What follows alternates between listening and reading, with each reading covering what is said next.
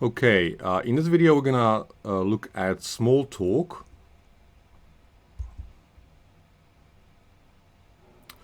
So being able to take part in social talk or small talk is a very effective way of maintaining relationships and fitting in at work. It's perhaps one of the most visible aspects of communication and is one that is often commented on by employers of non-native speakers of English. So we're gonna look at a couple of interactions that are real interactions in a real office involving small talk.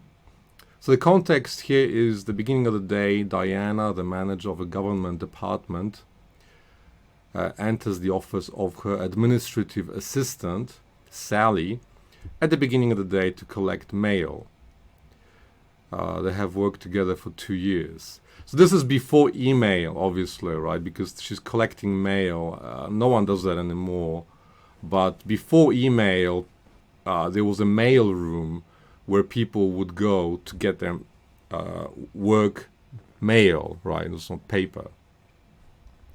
So, as I mentioned earlier, we have to look at things like status and familiarity to decide what is the level of politeness or formality that is appropriate, right? So in this case, you have Diana, she's the manager, and Sally is the administrative assistant. So there is a status difference, okay? They are not the same status, so status difference is medium, okay? They're basically Diana is just above in status to her assistant Sally. And they have worked together for 2 years, so they know each other well, so they're familiar. So familiarity is high. So let's have a look at what they actually say. Okay, so Diana says, good morning, Sally, lovely day. Sally, yes, I don't know what we are doing here. We should be out in the sun. Diana, pity about the work, really. Sally, how are your kids? Diana, much better, thank goodness. Any mail? Okay, so that's the small talk. They just talk about lovely day, sun, kids, and then that's it.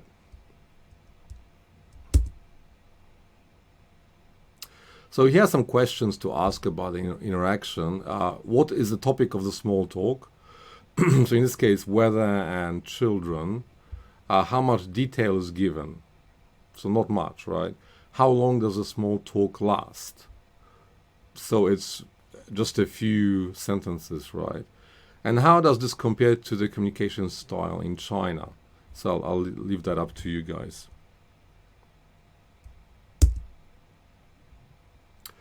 So here's another one. 2 male colleagues of equal status, Matt and Bob, in elevator. Matt, hi, how's things? Bob, hi, good, haven't seen you for ages, how are you? Matt, fine. Busy though, as always. Must meet my performance objectives, eh? Bob, yeah, me too. Oh well, see you later. Matt, yeah, bye. So again, it's just a few sentences, something about haven't seen you a long time, busy, and that's it.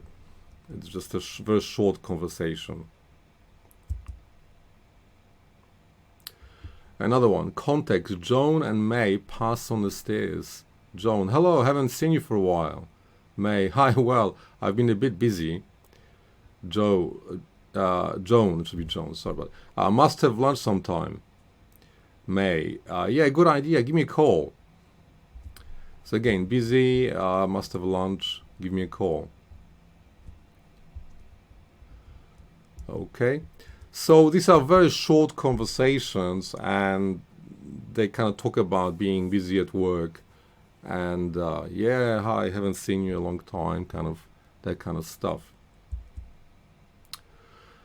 So in the next part, we're gonna look at small talk in Australia, okay?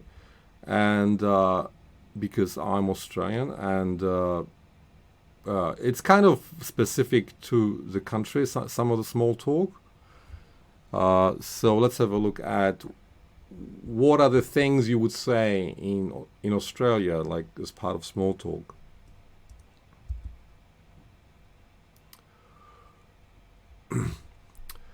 So sunset and surf. Australian lifestyle is very closely connected with the sea and the beach because of three things: geography, climate, and history.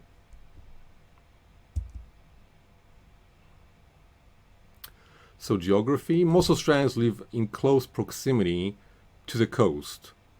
The state capital cities are all located in coastal areas with ready access to beaches and harbors. So virtually, people don't really live in the middle here.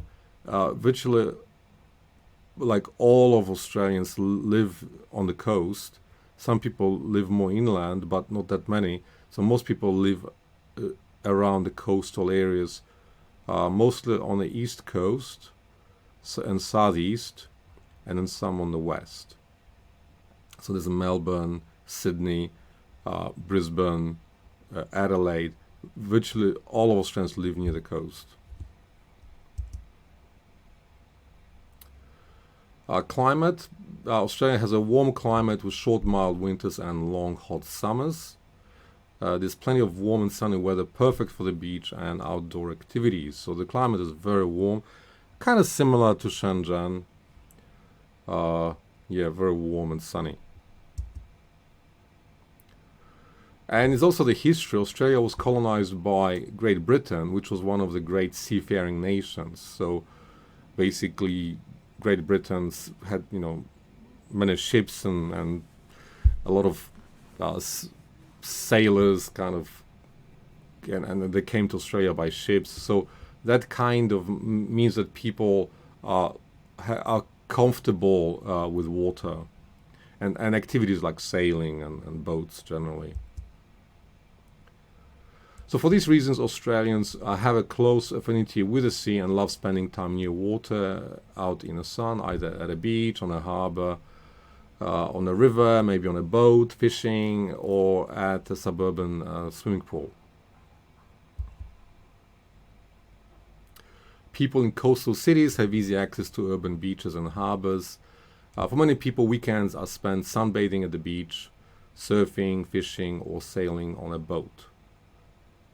So people certainly do not avoid the sun.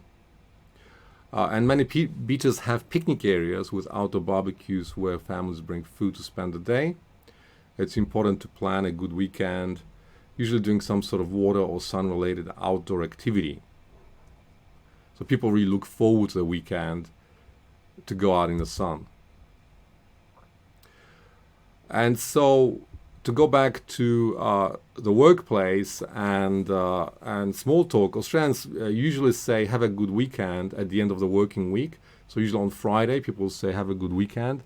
And this is usually contracted, means made smaller, to have a good weekend. There's just one word, have a good weekend.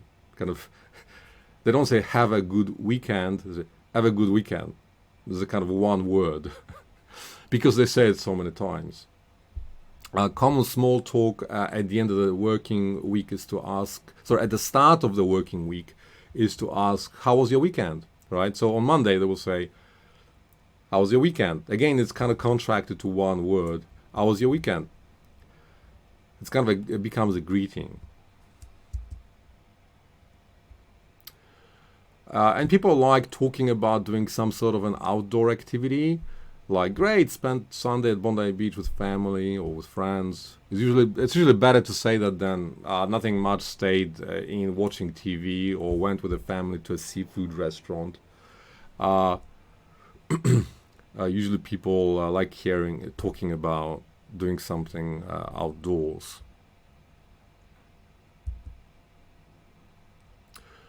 The love of water and the sea has also translated into competitive sports. So Australian athletes dominate swimming and surfing competitions, as well as ocean sailing races. So Australia is kind of big in these kinds of sports, like at the Olympics and those kinds of things. Right, so at the Summer Olympics, Australian athletes tend to get many gold medals in water sports.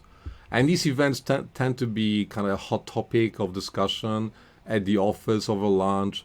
So paying attention to the sports news can be helpful if you want to join the conversation. It's the kind of thing that people will talk about at work, and I'm sure it's the same here in China.